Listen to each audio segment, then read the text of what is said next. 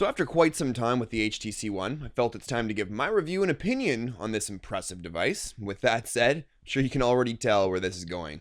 The HTC One, as many know, is HTC's latest flagship device and also HTC's massive effort to put itself back atop the Android throne. One of the huge statements HTC has made is using an aluminum body design. This is a material that many do and will love, and have been craving for years. There really isn't anything bad to say about having a metal body device, and if you're wanting the most premium feeling when holding a phone, the HTC One won't disappoint. Now on the back, as expected, you'll find the 4 Ultrapixel camera, more on that later, and its accompanying LED flash, as well as one of the 2 microphones. And in the center, you'll find an embedded metal HTC logo. And printed at the bottom, you'll find the Beats audio logo, which seems to have worn away in the couple of weeks I've been testing it. Not a huge fan of that happening. And on the bottom, we have our micro USB port, which doubles as an MHL adapter. And beside that, the other microphone. By the way, whatever HTC did, I've never had a smoother or more well-built micro USB port ever.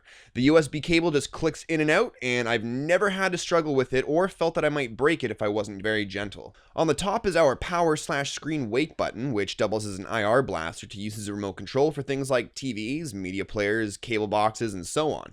And I'm really loving how manufacturers are beginning to include this tech in devices these days. I can't wait to see what app developers do with it next. Now, next to the power button is the headphones jack, which I've confirmed actually has a hardware amplifier that'll add that extra bit of oomph and should help turn lesser quality headphones into something decent to listen to. The front is where things start to get interesting. For starters, the rear-facing camera isn't the only camera HTC tinkered with. The front-facing 2-megapixel camera has an awesome wide-angle lens.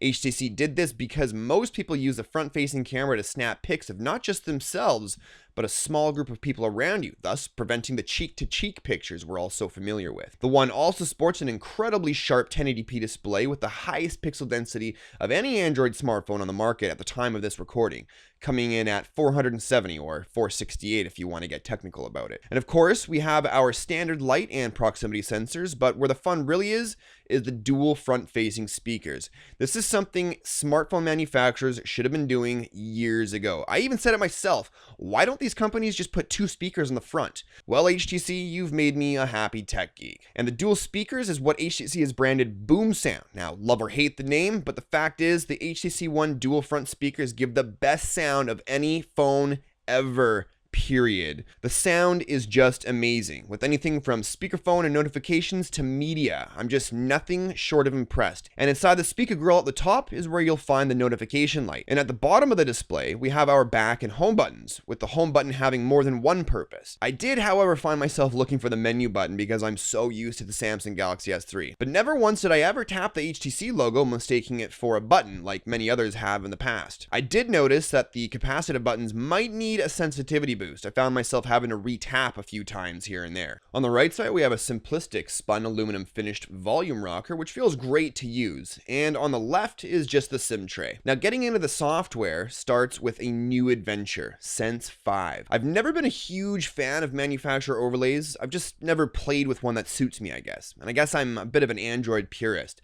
But HTC has done something with Sense 5 that I haven't felt in previous versions. Although it's still thick to the touch, as it were, it feels more refined and simplistic than ever. Some people might prefer all of the features, aka bells and whistles, that Samsung throws in their Galaxy devices, but the truth of the matter is, I never use even half of those features. HTC's settings and personalization options, on the other hand, were well thought out in my opinion. And that brings us to HTC's new Blinkfeed. Blinkfeed, in my opinion, is HTC's version of Flipboard, which was first debuted in the Samsung Galaxy S3. Personally, I don't and never really have used either as my main source of social media and news feeds, but I think Blinkfeed is a much more appealing app. But there's really no way to avoid looking at it other than hiding it by setting one of the other home screens as the default home screen. Because that's what Blinkfeed is. It's an entire home screen dedicated to social media and news. And to be honest, it would have been nice to have Blinkfeed as a widget option instead of a non-removable home screen. Now, 2 things that might not bother most people, but certainly bothers me is 1, the lack of power toggles in the pull down. Now, I know there are apps that can put those features there for me, but it would have been really nice if they were just there out of the box. And 2, how the app drawer is part of the dock. They're so tightly integrated that if from the home screen you wanted to remove an icon from the dock and swap for a different app, it just keeps creating shortcuts. If you do want to make any changes to the dock, you'll need to jump into the app drawer and make your changes there. But those certainly aren't reasons not to get this phone. Two-finger pinch brings you right into the home screen customization interface, where they've done a nice job categorizing your options between widgets, apps, and shortcuts. Moving into the settings menu, and more specifically the personalized sub-menu, there's various things in here to play around with and change. My favorite is the Lockscreen Style. Depending either on what you're doing or what your preferences are, you have options to switch what your lock screen looks like, which is where a lot of you will be spending a lot of time. Whether it be checking notifications, a time, listening to music, or looking at photos, there seems to be something for everyone here. And my personal favorites are the wallpaper lock screen, where you can simply swipe up, left, or right to unlock the screen, and the no lock screen option to quickly access what I might need right away. Backing out of personalize and scrolling down a bit, we have the famous Beats Audio. Ah yes, Beats. Some love it, some hate it. I would have to be one of those that loves it. I'm sorry, but I just do. Yes, there are equalizer apps out there that allow you to get really specific, but I'm not an audio head, and I don't know enough about frequencies and so on to care enough to spend time adjusting everything just how I like it. I much prefer having a toggle to just tap and have everything sound awesome.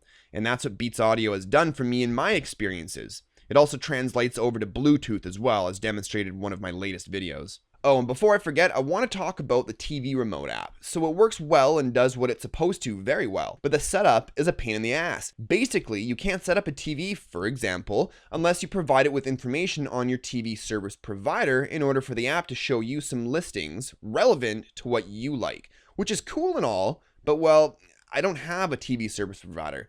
I consume all my media online, but it's really no big deal. Just punch in anything and eventually you'll get to the remote control setup. Other than that, the app itself is awesome. All the buttons I need are right there, and I like how it's in portrait mode instead of landscape, like that on the Sony Xperia ZL, which I've recently reviewed. So I just mentioned media consumption, and I guess that's a great place to touch base on. With the HTC One's 4.7-inch 1080p display, dual front-facing speakers with or without Beats Audio, it's a beast of a media consumption device. Online video, offline video, music, whatever. This thing does everything well. The Super LCD 3 display looks amazing and natural. In fact, the display is so amazing that many reviewers are saying that it looks as if a sticker was placed on the display. That's how sharp it looked. And I would have to completely agree. Watching a 1080p video is just insane on the HTC One. So now let's talk about the obvious elephant in the room, the non-removable battery and lack of expandable storage. If you're looking at the HTC One, then there's a really good chance you're also looking at the Samsung Galaxy S4 at the same time,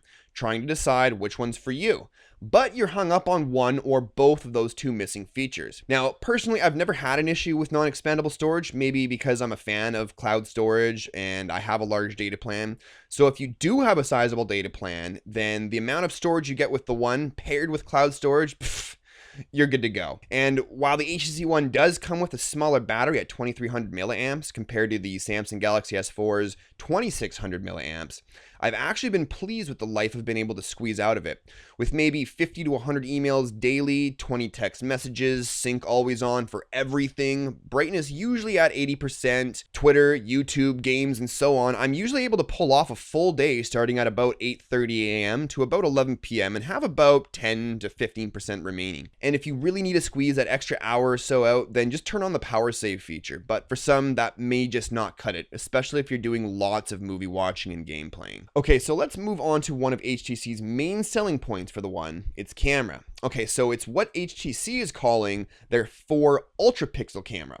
Ooh, big deal, Ultrapixel, right? Wrong. HTC's decided to take a gamble and lower the amount of pixels in their main camera, unlike the other guys, throwing more and more pixels into a camera to trick you into thinking it's going to take the best picture out there.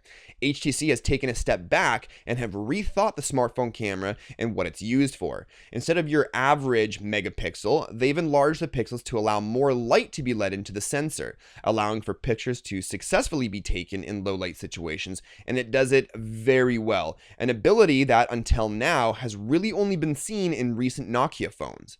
Now, You may not be able to pinch to zoom in on photos as much as, say, the Samsung Galaxy S4 and keep that level of sharpness, but realistically speaking, do you really need to see how big your friend's facial pores are? And in addition to larger pixels, the optical image stabilization works really well in my tests. And of course, the camera software is feature packed. But let's start with Zoe, something that is pretty cool. However, I'm one of those few that might not use it as much as I should, if I even remember to. Basically, Zoe is a 3-second video clip that you take the same way you snap a picture. Just tap the Zoe toggle on the viewfinder interface, press the shutter button, and watch the camera icon turn red. From there, you can edit your Zoe and select between 20 shots taken while your Zoe was being recorded. You can then edit them and save any of those shots taken. This is especially useful when wanting to take a picture and an undesirable object like a person might be walking by, ruining the photo. You can then easily remove that object within the editing options. Picture taking performance was equally impressive. At times when outside under bright conditions, some pictures did seem to get a little bit overexposed, but honestly, that's most likely due to me having everything set to auto, which still pumped out pretty great quality photos. Now, tapping on the camera settings button, we've got a ton of options here. There's plenty of scene modes, cropping options, ISO, white balance, continuous shooting, and more. And of course, the ability to record videos in 1080p with the option to snap photos while recording. Needless to say, the camera on the HTC One really impressed me. So I know many of you are going to be playing pretty demanding games. Well, if you've watched my HTC One gaming performance video, you can see it's certainly no slouch in that department. With the One's new and powerful Qualcomm Snapdragon 600 CPU clocked at 1.7 GHz, and Adreno 320 GPU and 2 GB of RAM, games like Modern Combat 4, Shadowgun Dead Zone, and Dead Trigger run like a dream, and at an average of at least 30 frames per second. Although for some reason, Batman The Dark Knight Rises didn't seem to handle as well, even though it was still very playable. Folks, this phone is fast. I mean, really fast. As far as I can remember, I don't think I've ever experienced any lag while performing any tasks whatsoever. From launching apps to loading web pages, everything is just quick. The display is amazing, arguably one of the best on the market, maybe even the best on the market right now.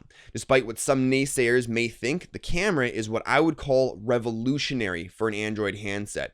Whether you're using the built-in speakers, headphones, or even streaming over Bluetooth, the audio is simply amazing. And the build quality, oh man, that build quality. I've never been more impressed with the build quality on a device than I am with the HTC One. The feeling I get when I pick it up and start using it is something incomparable to any other device I've ever used. Everything about the HTC One says quality. In my opinion, the HTC One is a statement that you have high standards in not only performance, but build quality and aesthetics, making the HTC One a one of a kind. And thus concludes my review and opinion. Hopefully I've helped make up your mind on which device to get. I'll also be reviewing the HTC One's direct competitor, the Samsung Galaxy S4, very soon, so stay tuned for that. If you want to stay up to date on all of my videos, don't forget to subscribe and also follow me on Google+ and Twitter. Links to those can be found below this video's like button. But as always, thanks for watching, and we'll see you in the next one. Cheers, guys.